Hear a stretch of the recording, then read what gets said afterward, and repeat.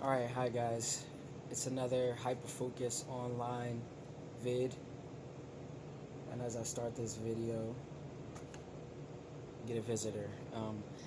So this video is going to be on how to start an ATM business. Uh, so it's another one of our short vids. Hopefully it'll be a really quick one. Um, this will be how to start an ATM business in about four short steps. Uh, just as a prerequisite, like, this is not one of the steps.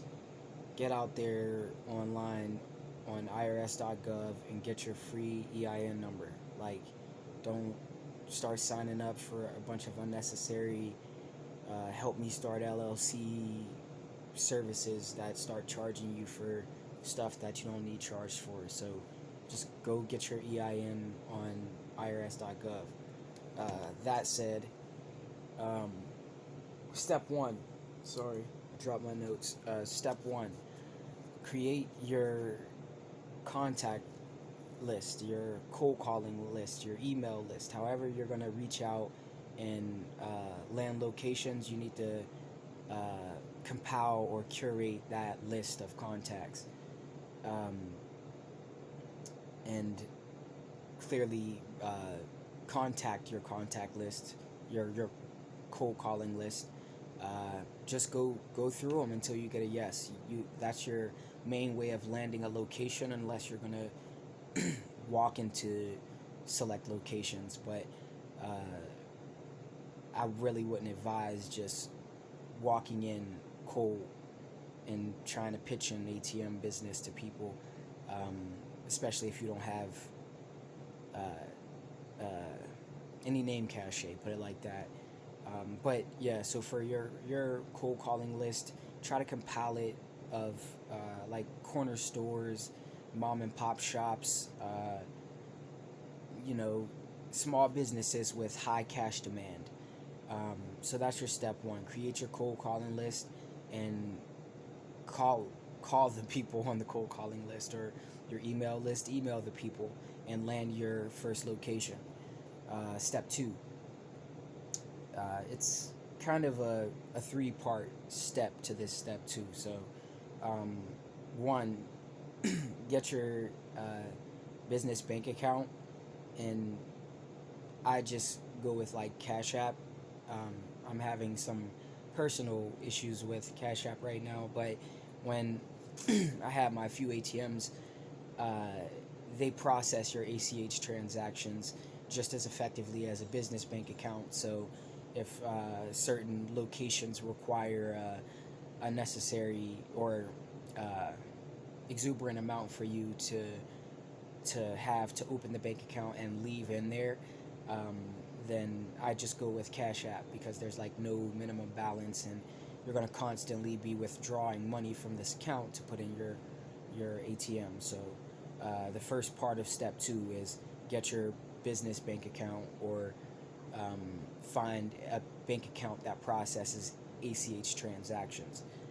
Um, the second part of part two is um, get your ATM and set aside your ATM vault funds. So always go through a verified source. Don't go through someone who says they have ATMs just pop up out of nowhere because you made a post. Like, go through a verified source. The Genmega, Natalis Song, um, and there are a number of other ATMs like that. Those are the names on the machines. Those are the names of the models. There are different model numbers for each, but just go directly to the actual name brand provider, so you don't have any issues with that. Um, yeah, make sure they're EMV upgraded, because if they're not EMV upgraded, you're gonna have to get them EMV upgraded. If not, that's basically your standard chip reader, and if you don't have that, then they're basically uh, unusable. You can't have an ATM out nowadays. It's against government regulation, without an EMV upgrade. So you have to have that EMV card reader. Um, and the last part of part two, or step two, is get, obviously, after you got your ATM, and you sorry, you got your ATM and you set aside your Volt funds, you have to have a processor. The processor is what communicates the transactions, those ACH transactions, from the bank, your bank, to the user, whoever's swiping their card, and the machine. So it connects the your bank that's connected to your machine. It connects the machine and the person who's going to use your machine. And that's the cycle, or at least the circle of the currency exchange, if you will. And the processor, in essence, they oversee that cycle. So step 3, after you got your processor, um, is essentially like your last step, and that's, you got your location, you got your ATM, the money to put inside it. I call it your Volt funds, and you got your processor. Now you do the install and the programming. Obviously, you take the ATM to the location, or you have the ATM delivered there instead of to you, because it's like a 300-pound machine minimum, and unless you're gonna, load it with a partner in a truck and drive it to your location, your best bet is to just have it delivered to the location. PAI, this is a little gem. PAI, at least for now, they did when I had the few ATMs. For your first time with them, your first ATM, they'll do a free install and programming. So, well, I don't know about the install. They will do the programming. I did the install myself, and I was going to do the programming myself, but there was really no reason not. There was no real reason, because they provided the service for free. But the programming is just programming your master keys, your passwords, stuff like that. Um, and yeah, once it's installed and programmed, and you put your money in the Volt, it's up and ready to go. It's linked to the processor, and that's your step 3. The last step would be rinse and repeat. It's really that simple. It's kind of a no-brainer business. It's just not a business most people think that you can get into, because they think that the banks own all of the ATMs. Well, most of the ATMs that are in service that we use are owned by private ATM owners. And just a note, I only offered like a maximum of 50 cents per surcharge before raising the surcharge $1, like an extra dollar, because like you can pay the surcharge fee. If you used an ATM before, you've paid that surcharge fee. So that's usually the $2.90 or $3.50 or $1.50, depends where you are. So with that, the easiest way to land a location is to have incentive, to offer some kind of once a month cash payout or direct deposit. And I highly recommend 25 cents per transaction as your max, before raising it another dollar, or maybe even 50 cents before raising it another dollar, because you have to make money.